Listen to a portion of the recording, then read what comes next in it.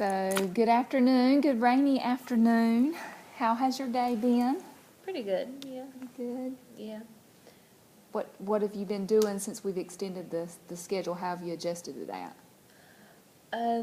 Just adding more rehearsal time, just touching more on the music, doing a little bit more each day. So that's kind of helped. And Good, it seems to flow good. a little better.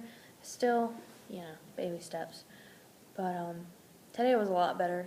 Good. So. That's great. Well, in a performance class like this, I always found, because I was a performance-based teacher as well, I always liked the extra time because it allowed me to finish up some things or extend some things longer. So I can see why that has been helpful. Well, I want to welcome you to the second cycle of the coaching, and I look forward to hearing from your experiences since the first cycle and what you've learned from that and what's worked well and what hasn't worked well and to do over again and what you're never going to do again. So I look forward, and we'll just go ahead and continue on with the conference. So how do you feel your class participation has, how do you feel class participation has been since our first cycle? With some kids, it's been a complete turnaround, so they do a lot better. So they'll catch themselves with the old behavior, and they'll start to correct.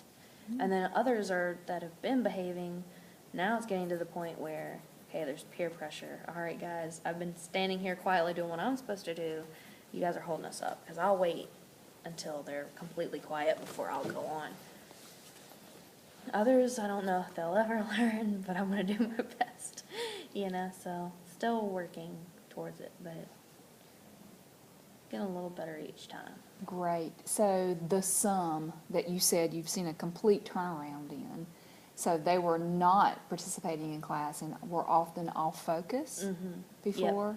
Yep. Okay. Yeah, so they went from probably not participating at all to they'll catch themselves, they'll start to sing, just, like I said, just a little step towards the right directions. So that leads me to ask the next question is, so what strategies have you implemented consistently that has changed, that you believe has changed that behavior in those students? First off is timing everything. So I have that timer going on the smart board for almost every activity. Okay, guys, 20 minutes. 10 minutes to get seated with the do now finished when they first come in. Stand up, warm up, everything's kind of timed. So that's helped. So then they feel like, okay, it's crunch time, we gotta go. We've only got this many minutes, and then the timer goes off, and I switch gears. I think good. that's helped. And it's not perfect yet, and I really started to try and do the structure with the do now first. So I start with the do now, and then work my way up, because warm-ups are too slow still. I need them to get up a little faster and start moving. Right. So that's my next step. You're just going to add another layer to it. Yeah, each time. Each time. I guess, yeah. Well, you know what? I think that's very smart on your part. I think that, once you grasp one part and students begin to understand how valuable that structure is to them and their overall environment, then adding that next part won't be so alarming to them even. In fact, it probably may very well be welcoming to them. So I'm excited to hear you say that that strategy is working for you. Are there any of the strategies that we discussed that just flat out you feel like didn't work at all? Are there any more that you've implemented or not? If you didn't, it's fine. The main structure things that I implemented was just the timing kind of things, and then as you see, even the chairs look a little different. It's more structured. Okay. There's only so many seats. You have to sit, just more structure on where they are, what they're doing. But So that's before about there all. were more seats than there were people? Yeah, and then it Okay. was just, because the band comes in the morning and then I come in the afternoon. And so different class, different number of people, and it's just a mess. So before they come in, I'll even have kids help me get the chairs together. I also gave jobs, so I've got a timekeeper, so when we walk in, she starts the timer for the do now.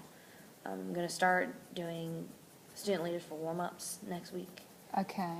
So I have a student leader for that, and then I have section leaders for sectionals. That's great. That is great. So next week, we're already here. March the 11th is approaching. Let's talk about that day, and can you tell me a little bit about your lesson and what your student outcomes, what do you expect your students to be able to achieve from that lesson? We're actually starting to get really far into our music, so hopefully it's going to be about the same structure as last time. We'll have the do now, we'll review a little bit. I've tried to mix in either a writing activity or theory, so I go back and forth. So I'll see where they are Monday and then decide from there. But usually I give them a writing activity, so like a music quote, or we watch TED Talks videos on music, and then they have questions they need to answer, and it's kind of trying to get them to do some higher level thinking, and really to think about music at a different level than just performing, because I think it has an effect on thinking about leadership and community and things like that, responsibility. Right. So I'm trying to mix that into it. So we have a writing activity, and then we'll rehearse.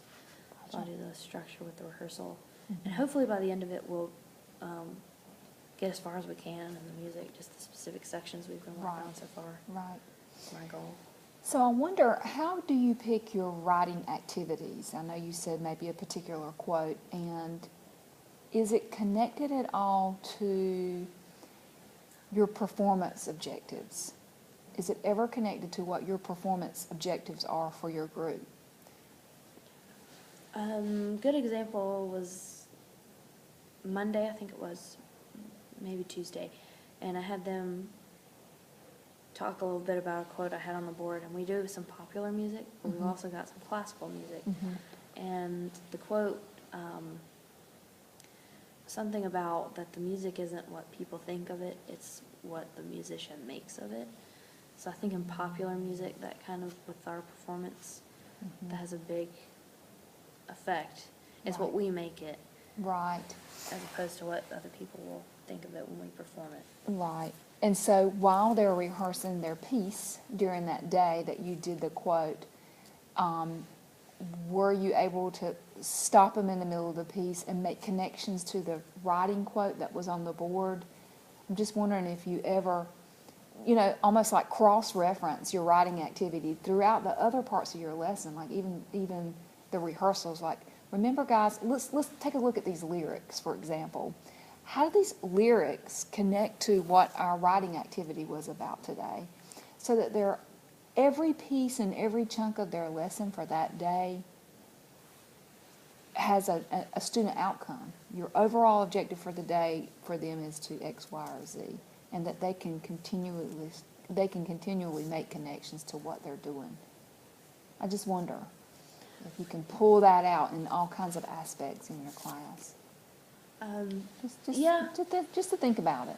That's, yeah. I think I can add that eventually. I think that day it was more towards the end. It's kind of like a reflective kind of thing at the end of class. Yeah. So we didn't really have a chance to kind of connect it, but I'd like to do that eventually. Yeah. Okay. I'm going to stop us here.